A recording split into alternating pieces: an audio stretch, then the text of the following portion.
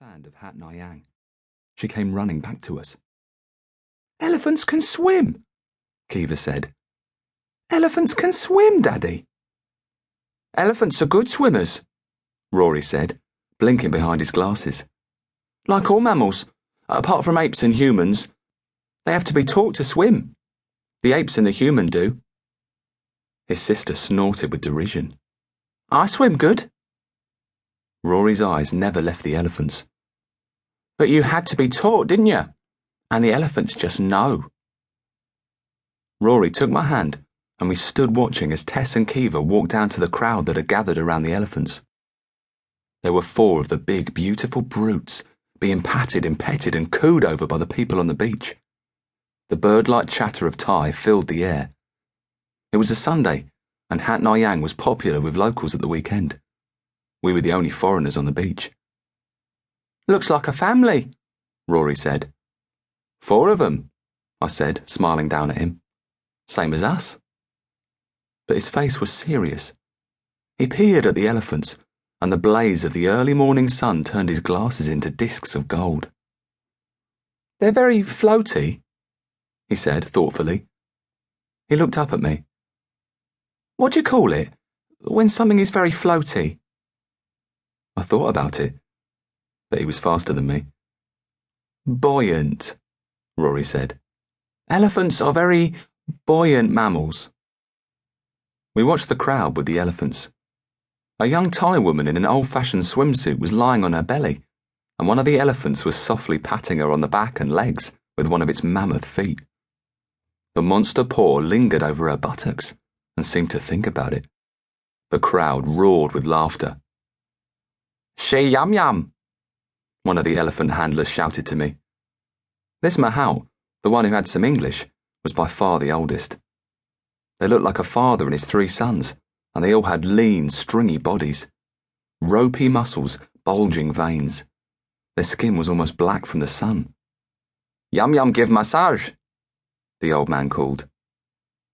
It did look like a massage.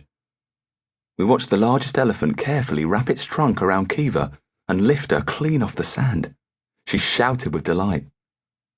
"You want to do that?" I asked Rory. He shook his head. "They're not meant to be clowns," he said. "Elephants are working animals." "Oh, come on, Rory," I said.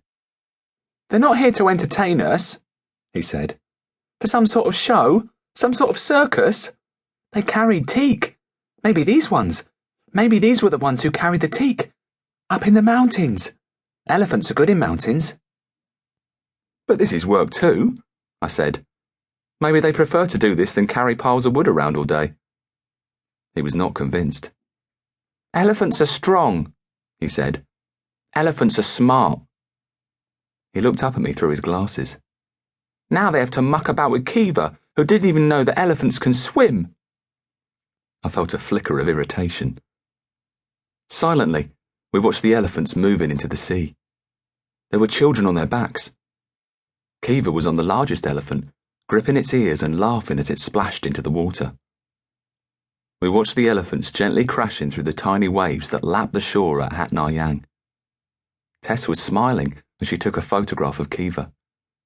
The elephants were mugging for the cameras now. The one that my daughter was on dipped under the water and then surfaced. She gasped, eyes wide, trying to find some air before she could even think about laughing. "But they're beautiful, aren't they?" I said, mostly to myself. "They're beautiful." I wiped my fingers across my forehead. The sun was getting hotter. When the sun was setting over the looking-glass sea, we found a small strip of seafood restaurants on the beach at Nyang. We walked past them on the dirt road that ran by the beach, and we had no idea which one to choose. They all blurred into each other, a jumble of tables and chairs on the sand, candlelight flickering on the tables as night came quickly in. And they all had the day's catch displayed on the beach entrance, fresh fish glistening in deep boxes of ice. They were not much more than barns with no front and no back, straddling the road and the beach, and they all had curved wooden entrances wrapped with palm leaves. The doorways were just token gestures. There was nothing either side of them, and you could walk straight into any one of these places from the road.